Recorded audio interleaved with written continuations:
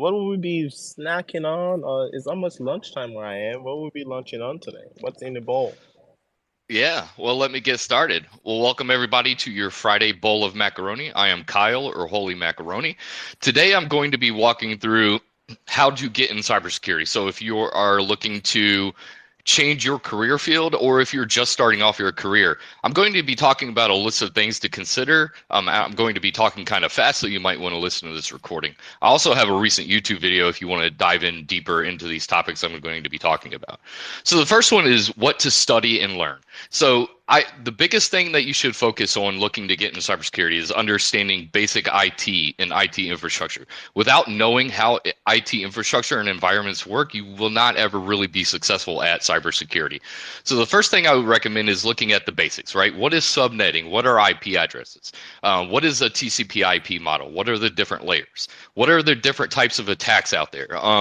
Knowing different knowing what the infrastructure looks like I've already talked about, right? Knowing what different devices are used, appliances, what type of communication typically happens in an environment, right? What are email relays? What are web proxies? What are firewalls versus IPSs, right? What are VLANs? Knowing your basic protocols and ports, right? The common ones. What are the email ports, SMTP or SSH, so on and so on, right? um, Knowing what the other components in the environment. What are typically there are logging solutions there. So typically large customers typically have a SOC or security operations center. What is data protection, things like that. If I had to give a specific thing to focus on in addition to that, would also be knowing a scripting or a coding language. As often a shortfall in the cybersecurity space. I might, there are a lot out there to recommend. I might start off by recommending Python or PowerShell or JavaScript. You can also look into Bash, Go, Ruby, Rust, PHP. Another thing that typically people don't advise you on when you're talking about what to learn is another good idea is to look at security vendors, right? What are security vendors selling? What kind of products and solutions are they providing out there? So that would be a great thing to look into. That might give you a direction to study. Another thing I would recommend is getting after you get some of this initial training done, getting an entry level job, whether it's an IT help desk or security analyst, where you're kind of pushing the buttons for the engineers and architects, right? So that's studying and learning. The next one is training resources. Look at, three I'll recommend. There are a lot out there. The first one might be Udemy, Udemy. They have a lot of free courses on there.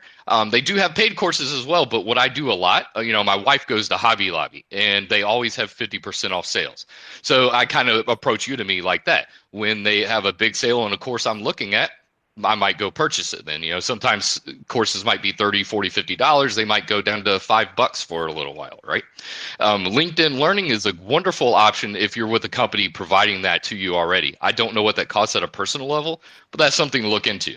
And then YouTube. I use YouTube religiously 7 days a week for learning things. If there's a topic I want to learn about, I almost immediately go to YouTube first. Now, certifications is a huge topic, but for an entry level kind of area, I would recommend is your CompTIA Security Plus, CompTIA Network Plus, and then maybe the CompTIA A Plus. I wouldn't really worry about getting that, but studying that will give you a lot of computer foundational knowledge. Then there's some advanced ones like ITIL, CISSP, CCNA, things like that. But that's after you've kind of been in your role for a little while. Now, job roles and pay. That's kind of the most exciting thing, right? Our field typically starts out at an entry level position around 60 or 70K US dollars, right? And goes up from there. It really depends on your field and the path that you want to follow. But there's a lot of job roles out there: architecting, risk analysis, intelligence, threat hunting, forensics, networking, host and endpoint, software development, right? Cyber crime investigators, consulting, things like that. So there are a ton of roles out there to consider. I would recommend getting an entry level job and figuring out which path you want to go down. Again, like I said, I kind of walked through this pretty fast. If you want to talk about it more, I'm happy to do that outside of the bowl of macaroni, or you can watch my video or reach out to me, whatever you want to do. Now, the last thing I'll mention, the next 3 weeks coming, I'll be talking about The first thing next week I'll be talking about are crypto scams and kind of the idea around that and some examples and how to identify them and so forth, right? So you can better understand what crypto scams look like. Then the following week I'll be talking about social media security. So a lot of the major social media platforms and how to secure them using 2FA, turning things off that are on by default, a lot of things like that. Then the third week, I'll talk about a thought process that I use personally for identifying potential bad actors or potential malicious activity on my own without using tools. So that's your bowl of macaroni. Thanks for coming. That was exactly 5 minutes. Boom! Wow. That is a stacked bowl with extra protein, extra salt, extra All avocado, of it. all of it. I'm Did you just tell most them proud about Avocado? my 5-minute timing. hold on, did you just tell them Avocado. to go to YouTube